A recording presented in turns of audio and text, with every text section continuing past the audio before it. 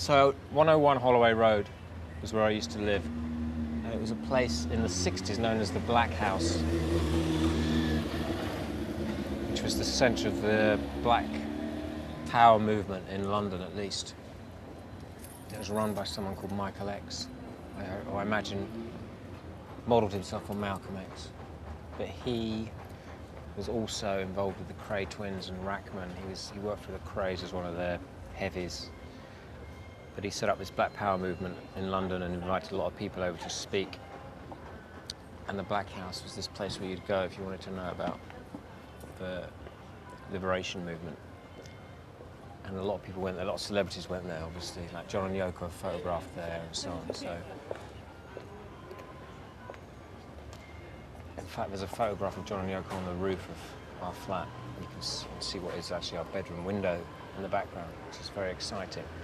But he ended up in Trinidad, and he was hung for murder in Port of Spain in the 70s. He murdered one of the Guinness heiresses.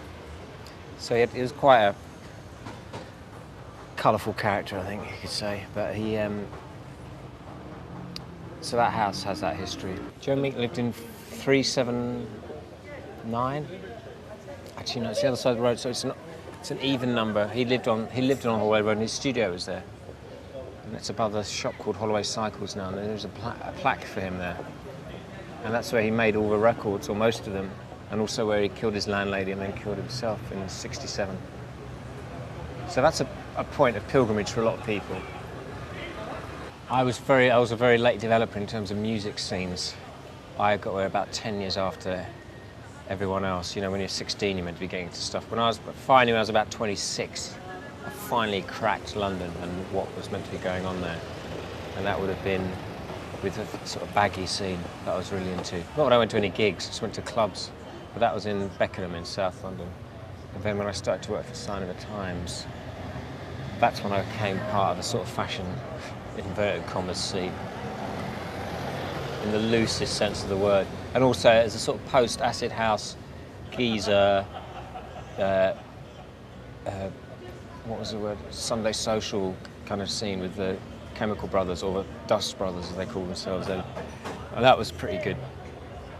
And then that also with Blow Up and the early Britpop scene and Smashing, which was just a bit of everything really. So for me, it usually centered around clubs.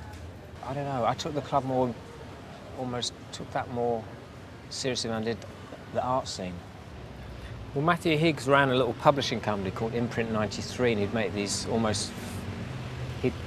these little books with artists once a month.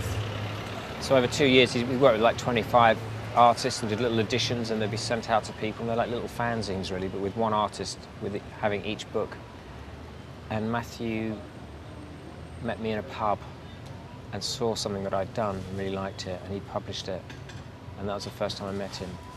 And I think he's worked with so many other people, including Stuart Home, and he was very supportive at that time, and was always a fan. Like he's a fan of art, rather as well as being an artist. And so he's someone who's always looking for the new thing, and like a music fan really.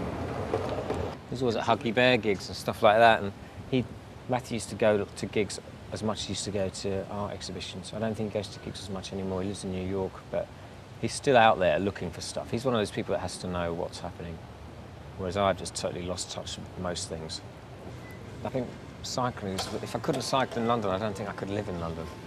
I think I'd be so depressed. You're free basically when you're a cyclist. I think that's the bottom line. You control your own destiny, if you like. And you see things, and for example, I cycled here today and I passed a big demo by cab drivers against someone from TfL. I think it's something to do with Transport for London, outside of Transport for London office. And they had placards and hundreds and hundreds of cabs were in a queue. And they must be doing some huge sort of traffic jam around Angel at the moment. And those kind of things are really quite inspiring, and you see that on the streets. So that's another thing about cycling, is you're always looking at things, you're always in touch with things.